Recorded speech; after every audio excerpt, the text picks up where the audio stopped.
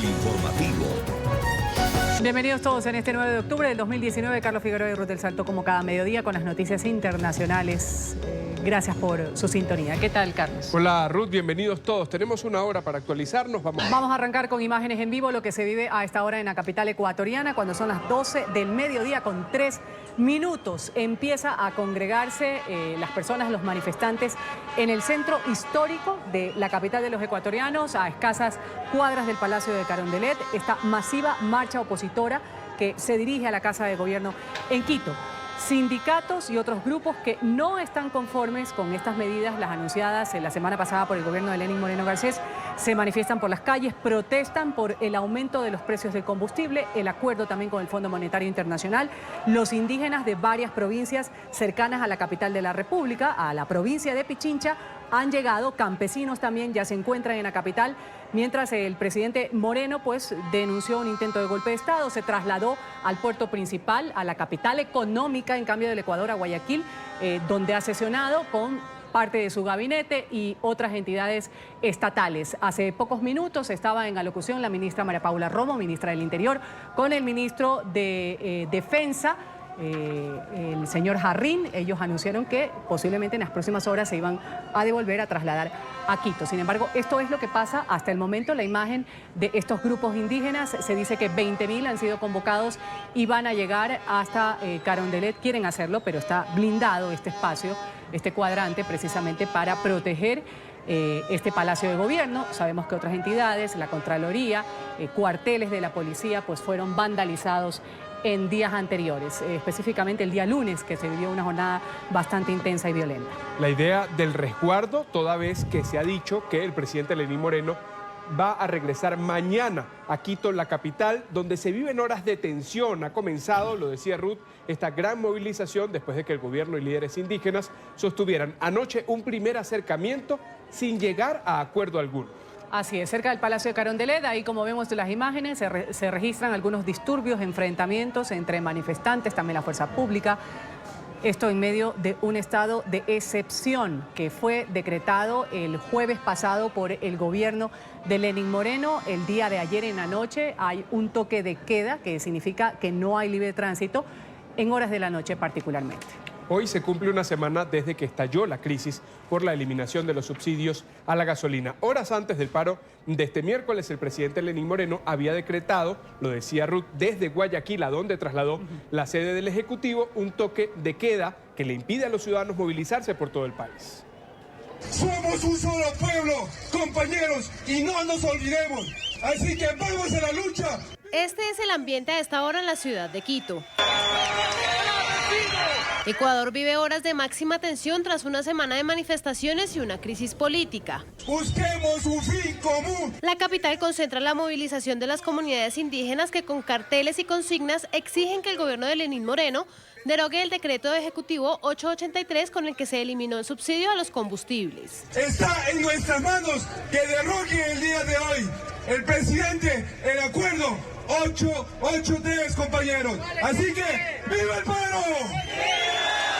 A su reclamo se unen sindicatos y otros sectores de la sociedad civil. La protesta se replica por varias provincias del país, mientras que los líderes indígenas esperan que el presidente cumpla con sus condiciones para entablar una mesa de diálogo y poner fin a la crisis social. Además de la derogación de la medida que incrementó los precios de la gasolina, exigen la renuncia del ministro de Defensa Osvaldo Jarrín y la ministra de Gobierno María Paula Romo, a quienes acusan de incrementar la violencia. Agradecer Ciudad de Quito que tienen esa solidaridad, esa hospitalidad. Y por otro lado, no estamos de acuerdo del gobierno nacional, esa fuerza pública, policías y de los militares que han agredido brutalmente. Esa agresión, tenemos nuestros compañeros y compañeras heridas. Bueno, son leves, gracias a Dios, no son tan grandes y tenemos todavía detenidos alrededor de casi 80 personas detenidas. La marcha tiene como objetivo el Palacio de Carondelet, que se encuentra acordonado desde el pasado lunes y pese a que el presidente trasladó la sede de gobierno a la ciudad de Guayaquil. En horas de la mañana, pese a la militarización, un grupo de manifestantes logró saltar el cordón de seguridad y llegar hasta la sede de gobierno. Las fuerzas militares dispersaron la concentración con gases lacrimógenos. La situación de orden público no fue distinta en la tarde del martes. Manifestantes atacaron la sede de la Asamblea Nacional y vandalizaron otros edificios en la capital.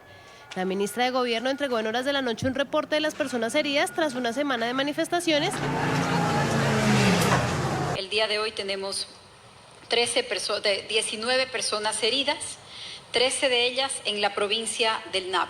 En Pichincha tenemos 4 personas heridas y en Chimborazo tenemos 2 personas heridas. Tras el recrudecimiento de la violencia, Moreno decretó el toque de queda en todo el territorio durante la noche del martes.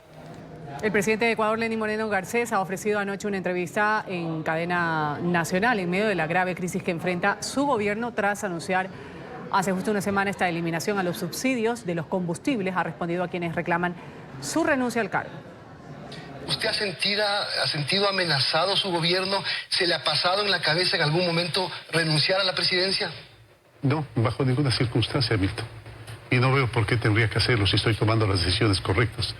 El momento en que el pueblo ecuatoriano desea que me vaya, yo me iré. Pero no precisamente porque aquellos que quieren retornar a las rafacías, a la expoliación, a la siniestralidad del pasado, quieran volver. No por ello. Ese debería ser voluntad del pueblo ecuatoriano. Sin embargo, vuelvo a recalcar, estoy tomando las medidas más adecuadas para que haya los paliativos necesarios y terminar esta situación lo más negativa para el Estado lo más antes posible. Y en medio de los fuertes choques entre manifestantes y la fuerza pública en Ecuador, al menos 54 periodistas, camarógrafos y fotógrafos han sido agredidos, al menos en esta primera semana de protestas. Así lo ha informado la organización no gubernamental Fundamedios, que condenó los hechos violentos. La institución aseguró que la Policía Nacional ha arremetido contra los comunicadores cuando ejercían su trabajo. Atropellar a nuestro camarógrafo, ya que los... A esta hora saludamos a César Ricaurte, director ejecutivo de Fundamedios. Bienvenido a NTN 24 para todas las Américas que nos escuchan, señor Ricaurte. La situación de los periodistas, ya sabemos que el ambiente está caldeado, sin embargo, en Ecuador lo que se ha visto desde los primeros días es una agresión directa hacia quienes representan los medios de comunicación. ¿Por qué se da este fenómeno? Buenas tardes, Ruth. Buenas tardes, Carlos. Un enorme saludo a toda la audiencia de NTN 24. Sí, los periodistas han sido un blanco, están en la primera línea de fuego y lamentablemente han sido víctimas tanto de las fuerzas policiales, de las fuerzas de seguridad, que no han respetado ni garantizado, como es su obligación, de los agentes del Estado, garantizar y respetar el trabajo periodístico. No lo han hecho, más bien han convertido a los periodistas en blanco de la represión, pero también de la violencia de los manifestantes. Hemos tenido abundantes casos, incluso de robo de equipos periodísticos, de cámaras de televisión, ataques con palos, ataques contra los vehículos de la prensa. Lamentablemente a los periodistas, al tener que hacer un trabajo en primera línea, al estar en lugar de los hechos, se han convertido en blanco de esa violencia desmedida que hemos visto en estos días en el Ecuador. ¿Cuál ha sido, según su percepción y de la ONG a la que usted representa, esta acción o actividad de los medios de comunicación frente a esta crisis que se registra en el país? Hablamos de los medios de comunicación, independientemente de cuál sea su línea editorial, ¿cómo han funcionado para informar a los ciudadanos? Bueno, los medios de comunicación yo creo que han tratado de hacer su trabajo en condiciones sumamente difíciles, como lo estamos viendo. Al momento me acaban de actualizar la cifra y llega a 56 periodistas agredidos, lo cual es realmente fuera de todo sentido, ¿no? En unas semanas 56 agresiones contra la prensa es realmente desproporcionado. Los periodistas y los medios de comunicación, una vez más, están en primera línea de fuego. Y evidentemente hemos tenido una década en la cual el expresidente Rafael Correa convirtió a la prensa en el ataque, en el centro de sus ataques, los convirtió en sus enemigos, divulgó un discurso estigmatizante, un discurso de odio contra los periodistas y contra la prensa. Y ese discurso, de lo que hemos podido percibir, está presente en muchos sectores de la sociedad, ha penetrado en algunos sectores de la sociedad y han convertido a los periodistas y ven a los periodistas muchas veces como enemigos. Y como digo, tanto de un lado como del lado de las fuerzas gubernamentales, de las fuerzas del orden, que supuestamente deberían ser los garantes del trabajo periodístico, como de los manifestantes que han practicado una fuerza absolutamente irracional, no solamente en el caso de los periodistas, sino en muchos otros actos, pero también atacando a la prensa de una forma absolutamente, como digo, irracional.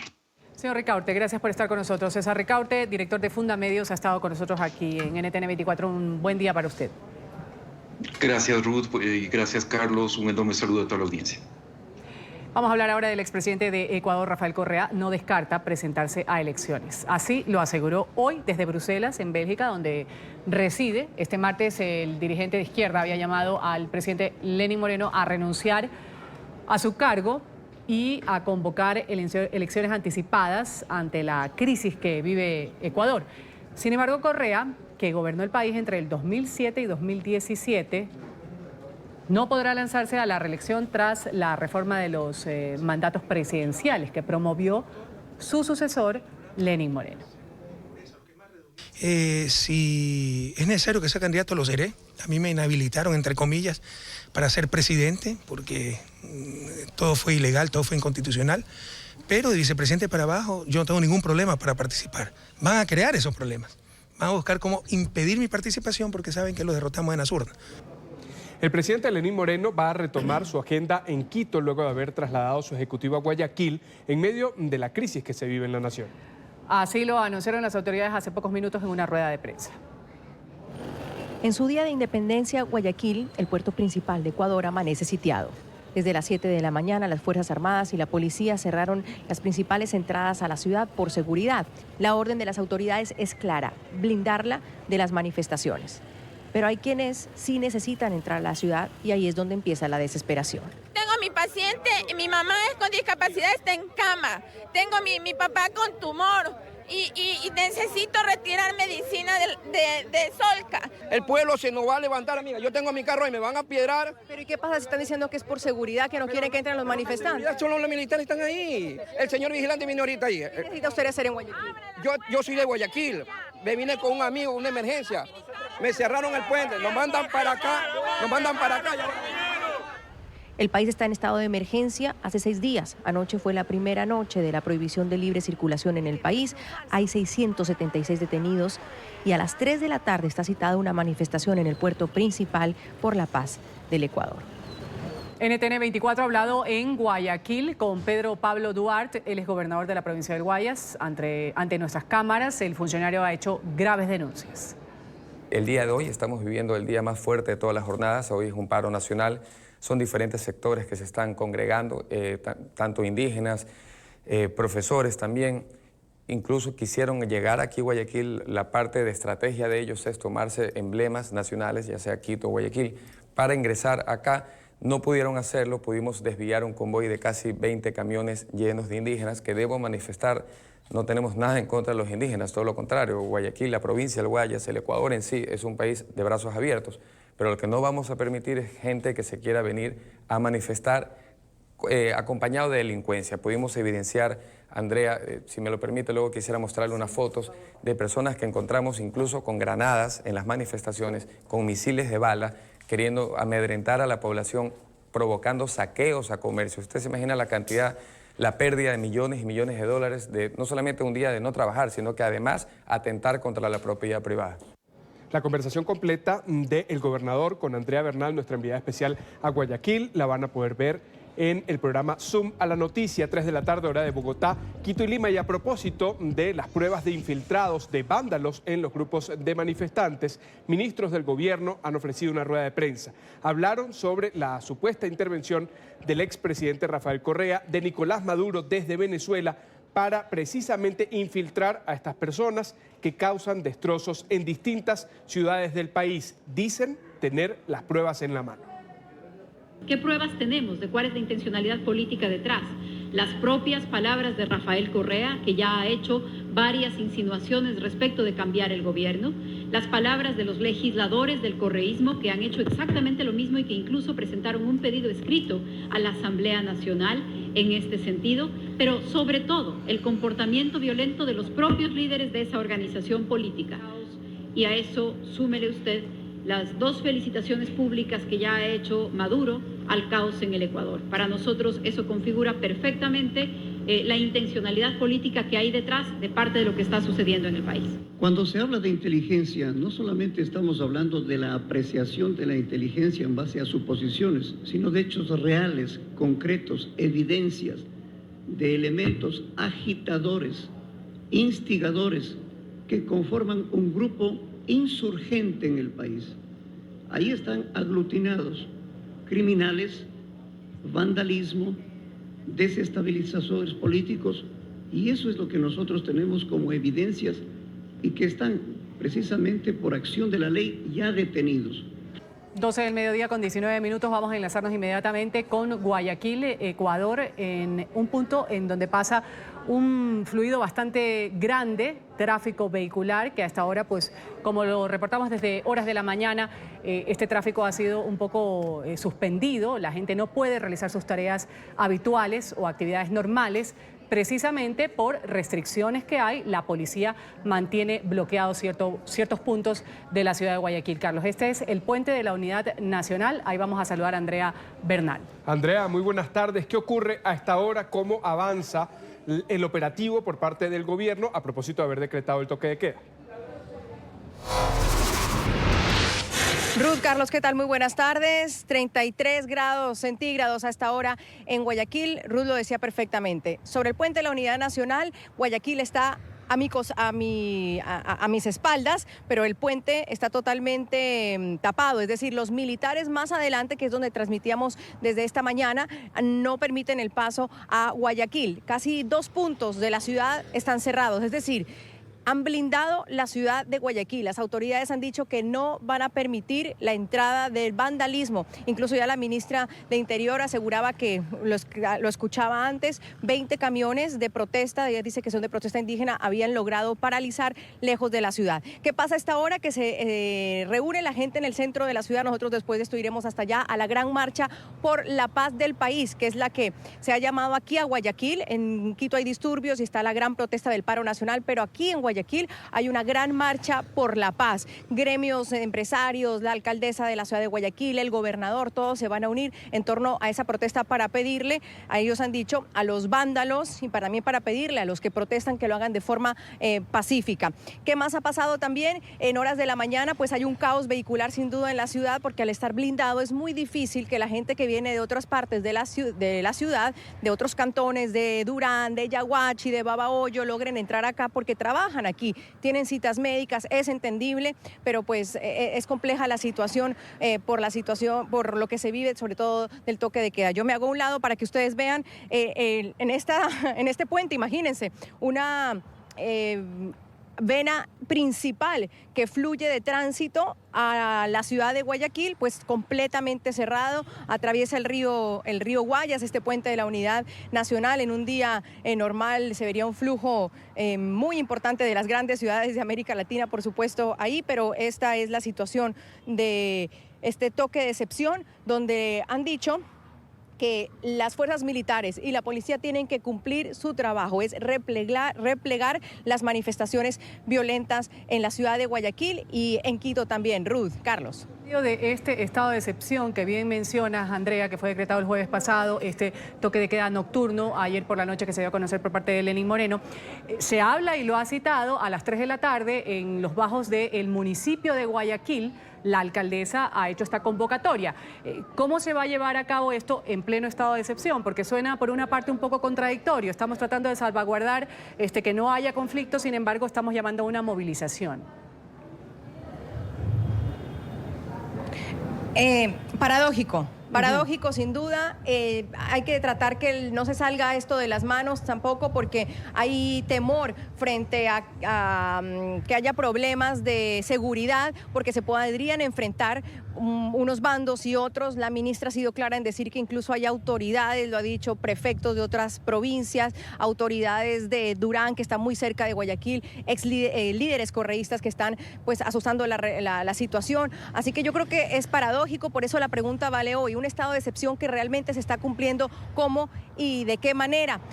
También tenemos una noticia de último minuto que nos lo confirmaron, es que el presidente Lenín Moreno estaría viajando a Quito para estar un poco pues en la capital, por lo que usted sabe, pues trasladaron el gobierno a Guayaquil a hacer presencia y luego en horas de la noche volvería a la ciudad de Guayaquil. Esperamos que ni lo de Quito, que es más complejo sin duda alguna, pero tampoco que lo de Guayaquil se vaya a salir a las manos. Lo que la gente de Guayaquil dice, queremos trabajar, queremos seguir trabajando, queremos volver a estudiar. Son 6 días con paralización completa, sin clases, sin universidades y digamos que el sector productivo a medio tiempo.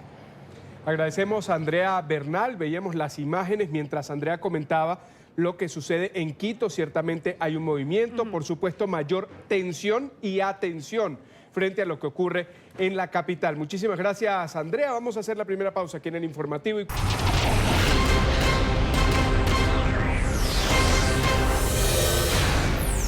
En Estados Unidos, la Casa Blanca ha anunciado que no va a cooperar con la investigación de un juicio político contra el presidente Donald Trump. A través de una carta que ha sido dirigida a los líderes demócratas en la Cámara de Representantes, el gobierno ha asegurado que el proceso de impeachment es inconstitucional. En la misiva, el Ejecutivo argumenta que los derechos del debido proceso del mandatario republicano se han eludido, ya que no se ha realizado una votación en la Cámara Baja que avale el inicio de esta investigación.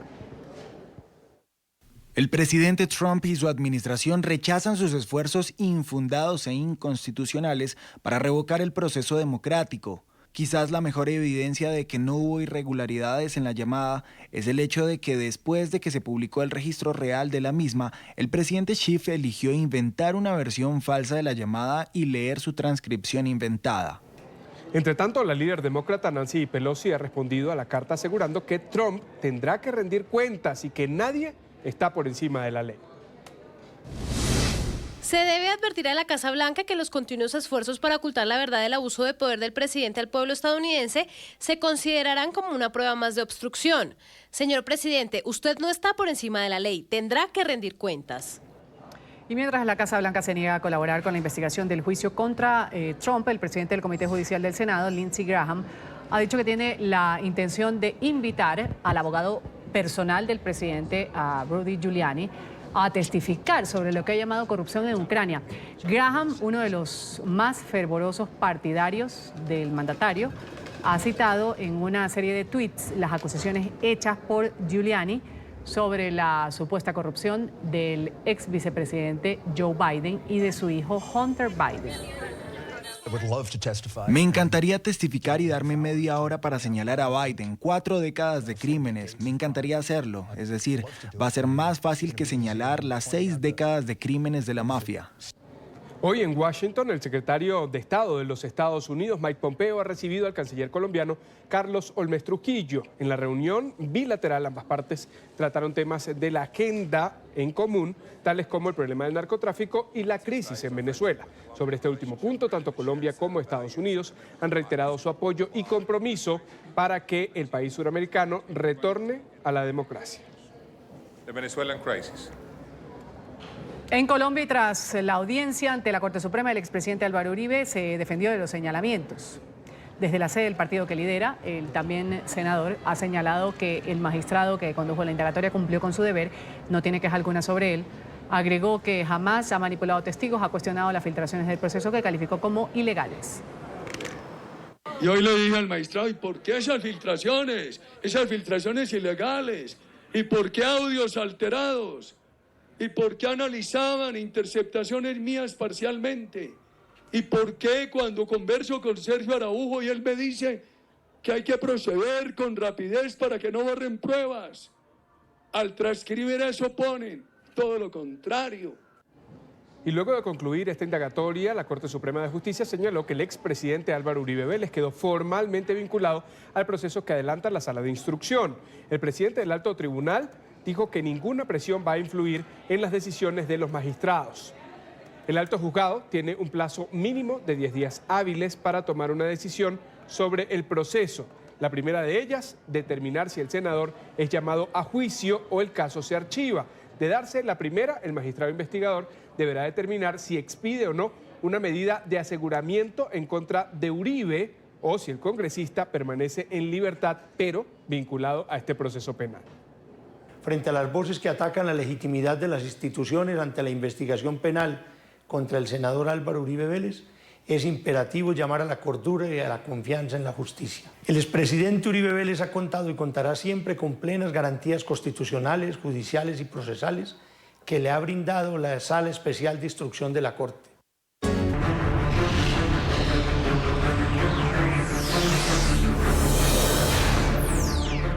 Terror en Alemania. Al menos 2 personas murieron en un tiroteo en la ciudad de Halle, en el oriente del país. La policía detuvo a un sospechoso vinculado con este ataque. Sin embargo, las autoridades siguen en alerta y no descartan la implicación de más agresores. Así es, este incidente ha tenido lugar en las cercanías de una sinagoga. De momento, los investigadores no han confirmado una relación del tiroteo con la comunidad judía. En estas imágenes captadas por un residente de la zona del ataque se ve a uno de los agresores fuertemente armado, disparando en varias oportunidades antes de huir en un vehículo. El agresor portaba un traje militar con casco y llevaba un fusil de asalto en sus manos. El hombre se acercó a la tienda. Inmediatamente me di cuenta que algo andaba mal. Una de las 2 víctimas mortales fue un hombre que murió dentro de un local turco. La otra, una mujer que fue abatida en plena calle. Otras 2 personas resultaron heridas en la escena y fueron trasladadas a un centro médico. Yo y todos los demás clientes a mi alrededor empezamos a correr. Creo que podríamos haber sido 5 o 6 clientes dentro. El hombre detrás de mí parece haber muerto. Me escondí en el baño. Los hechos ocurrieron en las inmediaciones de una sinagoga, en donde un grupo de al menos 70 personas estaba reunido por la celebración del Yom Kippur, la festividad más sagrada para los judíos. Los atacantes habrían intentado ingresar al lugar, sin embargo, la puerta de la entrada resistió la embestida. La policía capturó a un hombre que estaría relacionado con la agresión sin dar más detalles sobre el número de agresores involucrados. Un amplio dispositivo fue desplegado para intentar dar con el paradero de los demás atacantes. Las autoridades recomendaron a la ciudadanía permanecer en sus hogares por seguridad. La Fiscalía Federal Alemana, a la que compete la investigación en casos de sospecha de terrorismo, se hizo cargo de las pesquisas que permanecen en curso. La evidencia indicaría que se trata de una agresión perpetrada por extremistas de ultraderecha. Decenas de unidades de las fuerzas especiales continúan siendo desplegadas a lo largo de las calles para reforzar la seguridad en la ciudad. Turquía puso en marcha una ofensiva militar contra las fuerzas kurdas en el norte de Siria. Los bombardeos iniciaron pocos días después de la retirada de las tropas estadounidenses de esa zona. El presidente Tayyip Erdogan ha asegurado que esta operación tiene como objetivo impedir la creación de un corredor del terror en Siria. Hay preocupación ya en la comunidad internacional por los efectos del conflicto en la población civil.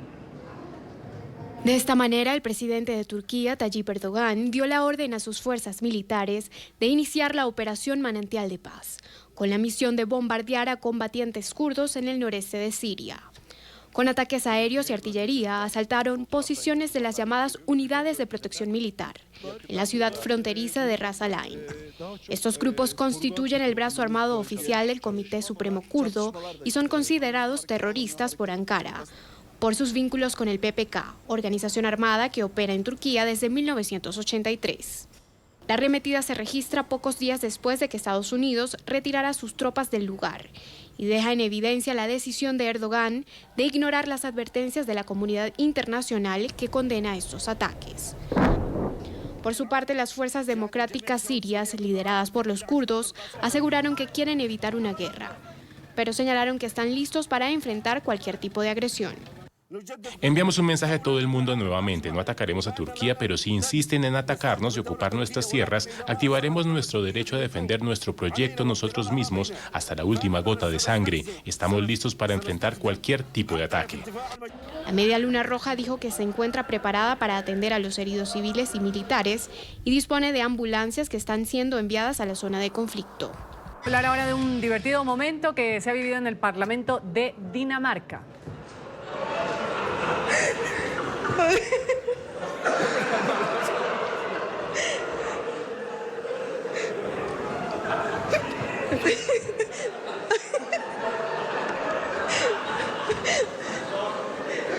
Y esto ha sido por la compra de 4 elefantes y un camello que provocó las carcajadas en el legislativo danés. La primera ministra de Dinamarca desató las risas de los miembros del Parlamento al anunciar la adquisición estatal de 4 elefantes de un circo y un camello.